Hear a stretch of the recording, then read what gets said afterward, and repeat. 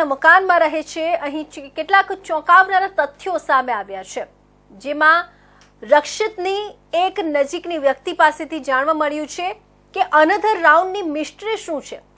શા માટે રક્ષિત અકસ્માત બાદ અનધર રાઉન્ડની બૂમો પાડતો હતો। રક્ષિતના એક નજીકના વ્યક્તિ પાસેથી એક મહત્વની માહિતી મળી, જેમાંથી આરોપી રક્ષિતનું અનધર રાઉન્ડનું રહસ્ય બહાર આવ્યું છે। રક્ષિતે પોતાના ભાડાના મકાનમાં અનધર રાઉન્ડ લખેલી એક ફોટો ફ્રેમ લગાવેલી છે।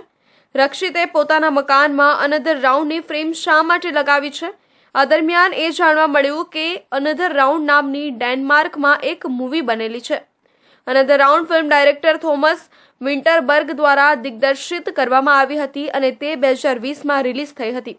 આ ફિલ્મ 4 મિત્રોની કહાની છે, જેઓ સર્જનાત્મકતા અને આત્મવિશ્વાસ વધારવા માટે તેમના લોહીમાં આલ્કોહોલનું સતત સ્તર જાળવી રાખવાનો પ્રયોગ કરે છે।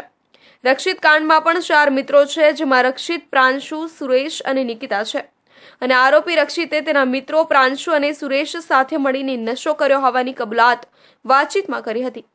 આ ઉપરાંત રક્ષિતનો ડ્રગ્સ રેપિડ ટેસ્ટ પણ પોઝિટિવ આવ્યો હતો। આમ અનધર રાઉન્ડ ફિલ્મની કહાની રક્ષિત કાંડ સાથે મેચ થાય છે। વડોદરા શહેરના કારેલીબાગ વિસ્તારમાં આવેલા ચંદ્રાવલી સર્કલ પાસે 13 માર્ચના રોજ રાત્રે 11:15 વાગ્યે મૂળ વારાણસીના અને વડોદરા શહેરની MS યુનિવર્સિટીમાં અભ્યાસ કરતા રક્ષિત ચોરસિયાએ નશામાં ધૂત થઈને ભયાનક અકસ્માત સર્જ્યો હતો, જેમાં પૂરપાટ ઝડપે કાર ચલાવીને રક્ષિતે 8 લોકોને અડફેટે લીધા હતા।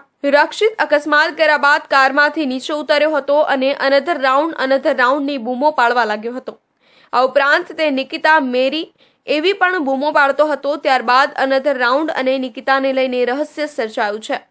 કારેલીબાગ પોલીસ ઘરમાં તપાસ માટે આવી હતી, પરંતુ ઘરની બહાર તાળું લટકેલું હતું, જેથી તાળું તોડીને પોલીસ ઘરની અંદર પ્રવેશી હતી અને ઘરમાં ડોગ સ્ક્વોડને સાથે રાખીને તપાસ કરી હતી।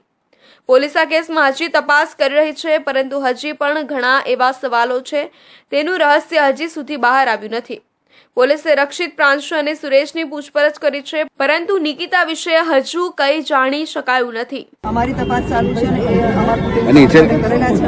અમારી તપાસ ચાલુ છે અને તમામ મુદ્દા પર અમે આવરી તપાસ કલમ 105 મુજબ અમે ગુનો દાખલ કરેલો છે અને અત્યારે અમારી રિમાન્ડના મુદ્દા પર તપાસ ચાલી રહી છે। અમે અત્યારે એને જે નિયમ મુજબ મેડિકલ કરાવવાનું હોય છે એ પ્રમાણે અમે મેડિકલ એને સમયાંતર કરાવીએ છીએ। આ તમામ રહસ્યો વચ્ચે આરોપી રક્ષિત વડોદરાના નિઝામપુરા સ્થિત ગાયત્રી એપાર્ટમેન્ટમાં જ્યાં રહે છે ત્યાં પહોંચ્યા હતા।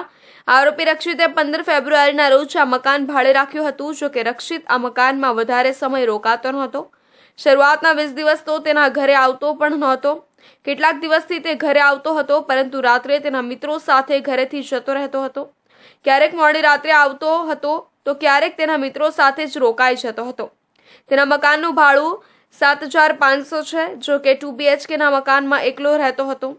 અનધર રાઉન્ડ અને નિકિતાને લઈને રહસ્ય હજી પોલીસ પણ જાણી શકી નથી, જેને લઈને પોલીસે આરોપી રક્ષિતને કોર્ટમાં રજૂ કર્યો હતો અને કોર્ટે આરોપી રક્ષિતના વધુ 2 દિવસના રિમાન્ડ મંજૂર કર્યા છે અને રિમાન્ડ મેળવવા માટે પોલીસે કારણ પણ એ આપ્યું હતું કે અનધર રાઉન્ડ અને નિકિતા અંગે આરોપીની પૂછપરછ કરવાની છે।